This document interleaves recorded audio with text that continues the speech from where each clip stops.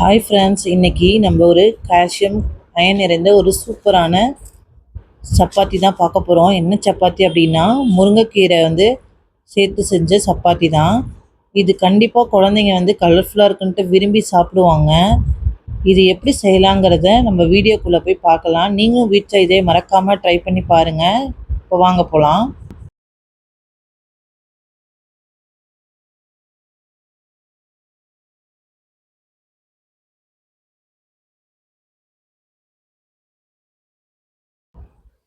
இப்போ நம்ம பவுல் ஃபுல்லாக முருங்கைக்கீரை உருவி நான் கழுவி வச்சுருக்கேன் தண்ணி பிடிச்சி. இப்போ ஒரு மிக்ஸி ஜார் எடுத்துக்கலாம். இந்த மிக்ஸி ஜாரில் நம்ம கழுவி எடுத்த முருங்கைக்கீரையை சேர்த்துக்கலாம்.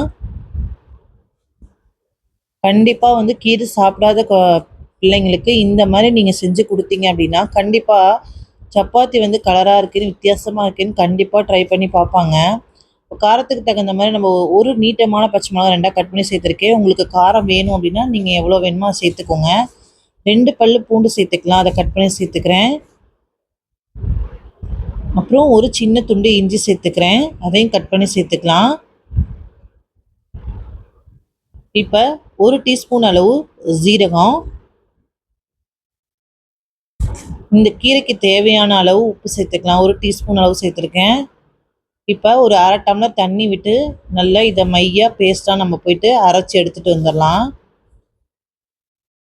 பாருங்கள், இப்போ நல்ல பேஸ்ட்டாக இந்தளவுக்கு நல்ல மையாக அரைச்சி எடுத்துட்டேன். இப்போ 2 கப்பு கோதுமை மாவு எடுத்திருக்கேன். 2 கப்பு கோதுமை மாவு, அந்த மாவுக்கு தேவையான அளவு உப்பு போடணும். அதுக்கு நான் 1 டீஸ்பூன் அளவு உப்பு சேர்த்துக்கிறேன். ஏற்கனவே நம்ம கீரையிலையும் உப்பு சேர்த்துருக்கோம், அதனால் 1 டீஸ்பூன் அளவு சேர்த்தா போதும். இப்போ இந்த உப்பை நல்லா ஃபஸ்ட்டு மிக்ஸ் பண்ணி விடுங்க. இப்போ எல்லா இடத்துக்கும் உப்பு போகிற அளவுக்கு நல்லா மிக்ஸ் பண்ணதுக்கப்புறம் நம்ம அரைச்சி வச்சுருந்த கீரையை சேர்த்துக்கலாம். இப்போ ஜாரில் ஒட்டிகிட்டு இருக்கிறது லைட்டாக தண்ணி ஊற்றி நான் அலசி சேர்த்துக்கிறேன். இப்போ நம்ம சப்பாத்தி எந்த அளவுக்கு நம்ம பிசைவோமோ அந்த அளவுக்கு நல்லா பிசைஞ்சிக்கலாம். எல்லா இடத்துலையும் கீரை படுற அளவுக்கு நல்லா எல்லாத்தையும் பிசைஞ்சு எடுத்துக்கோங்க. கீரை ஒரே மாதிரியே செஞ்சு சாப்பிட்றவங்களுக்கு வீட்டில் இருக்க பெரியவங்களுக்கும் கொஞ்சம் போர் அடிக்கும். இந்த மாதிரி நம்ம செய்யக்கூடிய டிஃபன் ஐட்டம்ஸை இந்த மாதிரி செஞ்சு கொடுத்தோம் அப்படின்னா ரொம்ப விரும்பி டேஸ்ட்டாக இருக்கும், சாப்பிடுவாங்க. இப்போ நானும் தண்ணி விட்டு இதே மாதிரியே எல்லாமாவே நல்லா பிசைஞ்சு எடுத்துக்கலாம். கடைசியாக 1 டீஸ்பூன் அளவு எண்ணெய் விட்டுக்கிறேன்.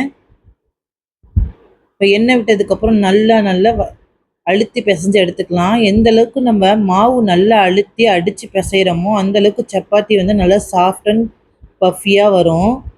இப்போ பாருங்கள், நல்லா பிசைஞ்சு எடுத்ததுக்கப்புறம் நான் ஒரு வெள்ளை துணி போட்டு நல்லா மூடி ஒரு 1/2 அன் ஹவர் விட்டுருங்க. இப்போ நான் 1/2 அன் ஹவருக்கு அப்புறம் எனக்கு தேவையான அளவு உருண்டை எடுத்து நல்லா உருண்டை பிடிச்சி வச்சுக்கிறேன். இப்போ வரமாவில் டஸ்ட் பண்ணி இப்போ நம்ம சப்பாத்தி போல் தேய்ச்சி எடுத்துக்கலாம். தேய்க்கும் போதே பாருங்கள் மாவு எவ்வளோ அழகாக சாஃப்டாக வருது,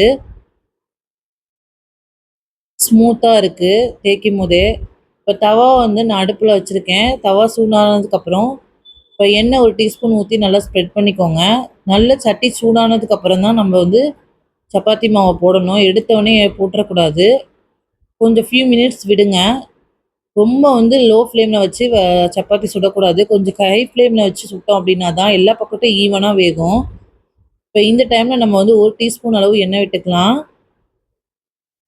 இப்போ எல்லா பக்கமும் நல்லா வேகிற அளவுக்கு நல்லா திருப்பி திருப்பி சுற்றி விட்டு நல்லா வேக விடுங்க. பாருங்கள், நல்லா வெந்து கலர் சேஞ்ச் ஆகி வந்துருச்சு. இந்த அளவுக்கு நல்லா எல்லா இடத்துலையும் நான் வேகிற அளவுக்கு நல்லா சுற்றி விட்டு வேக விட்டு எடுத்துக்கிறேன். இதே மாதிரியே நான் எல்லா சப்பாத்தி சுட்டு எடுத்துக்க போகிறேன். இப்போ பாருங்கள் எவ்வளோ சாஃப்டன் இருக்குது.